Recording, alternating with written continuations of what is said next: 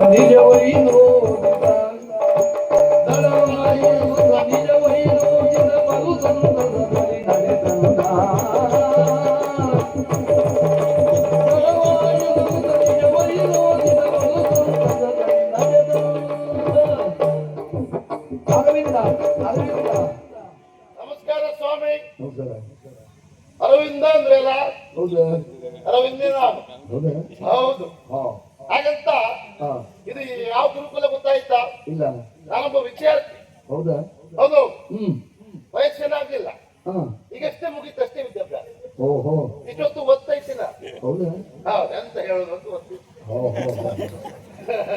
ಹ್ಮ್ ಹಾಗೆ ಹಾಗಂತ ಹ್ಮ್ ದೇವಜಾವತಿ ಕೇಳಿದ್ದೀರಾ? ಹ್ಮ್ ಇಲ್ಲಿಯ ಗುರುಕುಲದಲ್ಲಿ ಹ್ಮ್ ನಾನು ವಿದ್ಯಾರ್ಥಿ. ಹ್ಮ್ ನಮ್ಮ ಗುರುಗಳು ಯಾರು?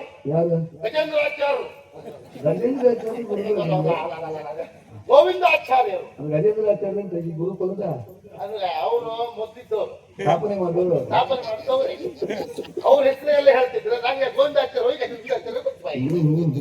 ಹಾಗೆ ಗೋವಿಂದಾಚಾರ್ಯರು ಅವರ ಶಿಷ್ಯನ ಉದಯಪುರದ ಸೇನಾಪತಿ ದಳವಾಯಿಯವರ ಮಗನ. ಹೌದಾ? ಹೌದಪ್ಪ. ಅರವಿಂದ ಅಂತ ಹೆಸರು. ಅರವಿಂದ ಅಂತ ಹೆಸರು. ಸ್ವಾಮಿ ಅಲ್ಲ ಹೇಳ್ತಾರೆ, ವಿದ್ಯಾರ್ಥಿ ಜೀವನ ಎನ್ನುವುದು ಬಂಗಾರದ ಜೀವನ ಅಂತ. ಬೇರೆ ಬೇರೆ ಭಾಷೆಯಲ್ಲಿ ಬೇರೆ ರೀತಿ ಹೇಳ್ತಾರೆ. ನನಗೆ ಹೇಳಲಿಕ್ಕೆ ಕಷ್ಟ ಆಗ್ತದೆ, ಅದಿಲ್ಲಿ ಹೇಳಲಿಕ್ಕೆ ಆಗುದಿಲ್ಲ, ನಂಗೆ ಹೇಳಲಿಕ್ಕೆ ಬರುವುದಿಲ್ಲ ವಿಷಯ ಬೇರೆ. ಆದ್ರಿಂದ ಬಂಗಾರ ದಿವಸ ಅಂತ ಹೇಳುವುದು ಯಾಕೆ? ಬೇರೆ ಯಾವ ವಸ್ತುವನ್ನ ಸುಟ್ಟಾಗ ಕರಗಿಸಿದಾಗ ಕರಗಿ ಹೋಗ್ತದೆ, ಹಾಳಾಗ್ತದೆ.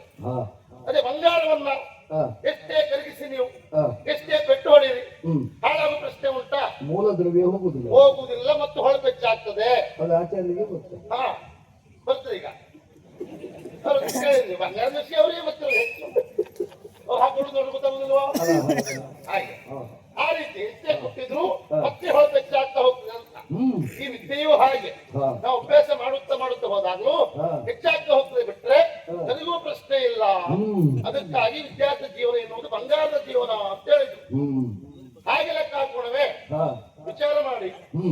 ಮಾತೆ ಉಂಟು, ಓದು ಒಕ್ಕಾಲು ಬುದ್ಧಿ ಮುಕ್ಕಾಲು ಅಂತ. ಹೌದಾ? ಹೌದಪ್ಪ. ಓದಿನದು ಕಾಲು ಭಾಗ, ಮುಕ್ಕಾಲು ಭಾಗ ಬುದ್ಧಿವಂತಿಕೆ ಅದಿರ್ಬೇಕು. ಉದಾಹರಣೆಗೆ ನಾವು ದಾರಿಯಲ್ಲಿ ಹೋಗುವಾಗ ಒಂದು ಹುಲಿ ಬರ್ತದೆ, ಇನ್ನೇನು ನಮಗೆ ತಿನ್ಲಿಕ್ಕೆ ಮುಂದಾಗ್ತದೆ. ಆಗ ನಾನು ಈ ಹುಲಿನ ತಪ್ಪಿಸ್ಕೊಳ್ಳೋದು ಹೇಗೆ ಅಂತೇಳಿ ಓದ್ತಾ ಕೂತ್ರೆ ಹುಲಿ ಕುಳುಂ ಅಂತದೆ, ಪಟ್ಟಿ ಒಳಗೆ ಓದ್ತಿರ್ಬೇಕು. ಅದೆಲ್ಲ ಅಷ್ಟೊತ್ತಿನ ತಪ್ಪಿಸ್ಕೊಳ್ಳುವುದು ಹೇಗೆ? ಅದನ್ನು ಕೊಲ್ಲುವುದೋ ಅಲ್ಲ ಓಡುವುದೋ, ಅದು ಅಲ್ಲಿ ಬುದ್ಧಿವಂತಿಕೆ ಬೇಕು, ಬಿಟ್ರೆ ವಿದ್ಯೆ ಅಲ್ಲ, ಪುಸ್ತಕ ಅಲ್ಲ, ಸಮಯ ಪ್ರಜ್ಞೆ ಬೇಕು. ಅದಕ್ಕೆ ಹೇಳುವುದು ಪುಸ್ತಕದ ಬದನೆಕಾಯಿ ಪದಾರ್ಥಕ್ಕೆ ಬರುವುದಿಲ್ಲ ಅಂತ. ಹಾಗಂತ ವಿದ್ಯೆ ಬೇಡ ಅಂತಲ್ಲ, ಬೇಕು. ಎಷ್ಟು ಮಟ್ಟಿಗೆ ಜೀವನ ಕೊಟ್ಟಿರ್ಬೇಕು ಜೀವನ ಮಾಡ್ಲಿಕ್ಕೆ. ಅದನ್ನೇ ನಂಬ್ಕೊಂಡು ಹೋದ್ರೂ ಆಗುದಿಲ್ಲ. ಬುದ್ಧಿವಂತಿಕೆ ಇದ್ರೆ ಹೇಗೂ ಜೀವನ ಮಾಡ್ಬೋದು ಹೇಳುದಕ್ಕೆ ನಿಮಗೆ ಉದಾಹರಣೆ ಕೊಟ್ಟಿದ್ದಾನೆ. ಹೌದಪ್ಪ. ಇವತ್ತು ನೋಡಿ ಗುರುಗಳೇ ಹೇಳಿದಂತ ಮಾತು, ವಿದ್ಯಾಭ್ಯಾಸ ಪೂರ್ಣಾರ್ಥ ಉಂಟು ಮಕ್ಕಳೇ ಅಂತ ಹೇಳಿ. ಹಾಗೆ ಹೇಳಿ